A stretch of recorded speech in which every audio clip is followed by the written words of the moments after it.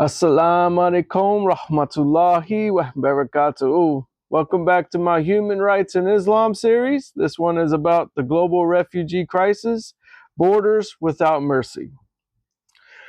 So, my beloved brothers and sisters, respected elders, and every listener whose heart still moves when families flee for survival.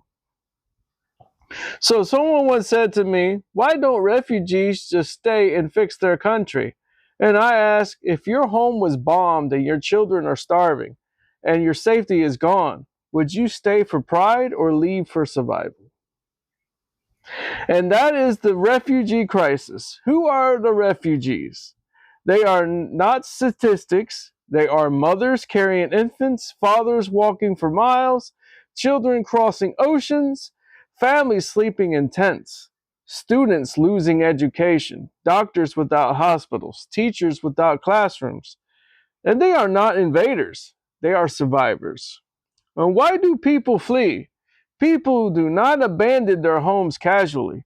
They flee because of war, occupation, political persecution, economic collapse, famine, violence, climate disasters, and no one leaves comfort willingly. They leave when staying becomes impossible. So the journey of desperation, the refugees cross.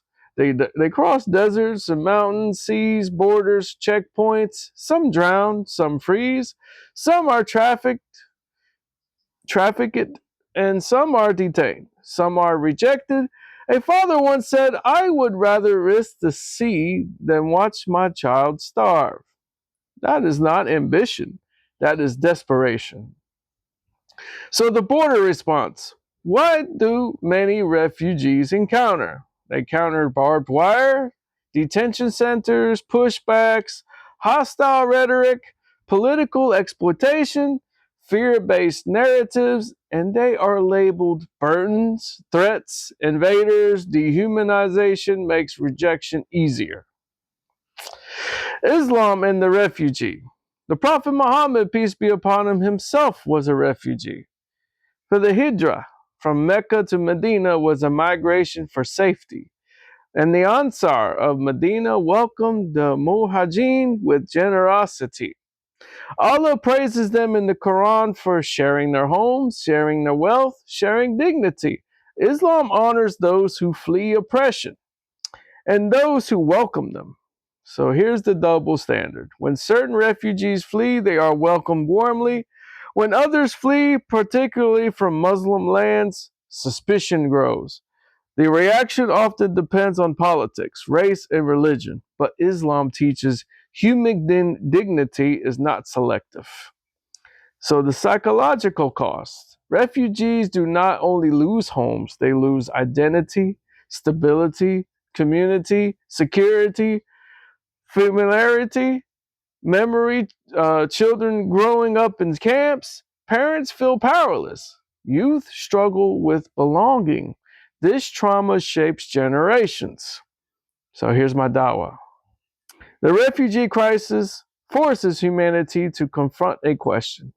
Do we truly believe all lives are equal?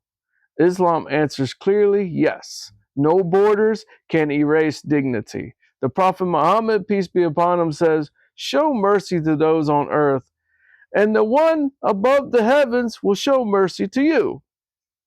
Mercy is not weakness, it is strength.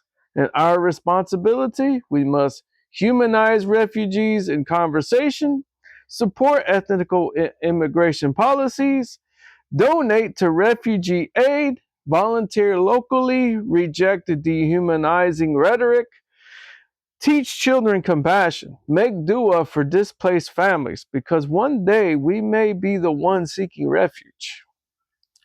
So my final message to the refugees: refugees are not a crisis. War is the crisis. Injustice is the crisis. Oppression is the crisis. Refugees are the evidence of those crises. And Allah sees every step they take, and the Quran reminds us, and whoever saves one life, it is if he has saved all of mankind. This is mentioned in the Quran, chapter 5, verse 32. I suggest for everyone to look up that verse and read it thoroughly. So let us be of the people of mercy and not walls.